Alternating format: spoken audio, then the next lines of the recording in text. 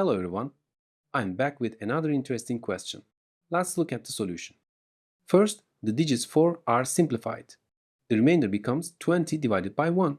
20 divided by 1 equals 20.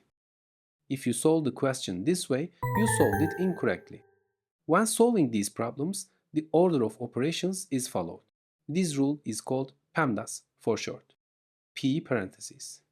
E exponents. M multiplication. D division. A addition. S subtraction. There's an additional rule here. Multiplication and division have no order. They are solved from left to right. Similarly, addition and subtraction have no order. They are solved from left to right. Now let's do the solution again. While I delete the incorrect text, you can like the video and you can write hi in the comment section. Now we have division and multiplication left.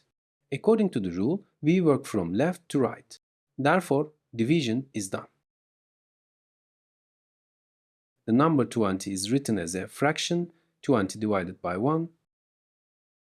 The division operation in between is changed to multiplication. The second number is reversed, becoming 4 divided by 1. Now we can multiply 20 times 4 equals 80. 1 times 1 equals 1. Here, dividing 80 by 1 equals 80. The final operation also involves multiplication.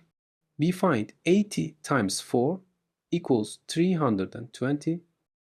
Congratulations if you found the answer this way. We've reached the end of our video. Solve the question on the screen. Write your answer in the comments section. Let's see who gets the correct answer.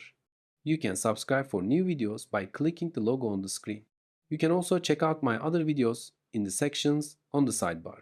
See you in the next video.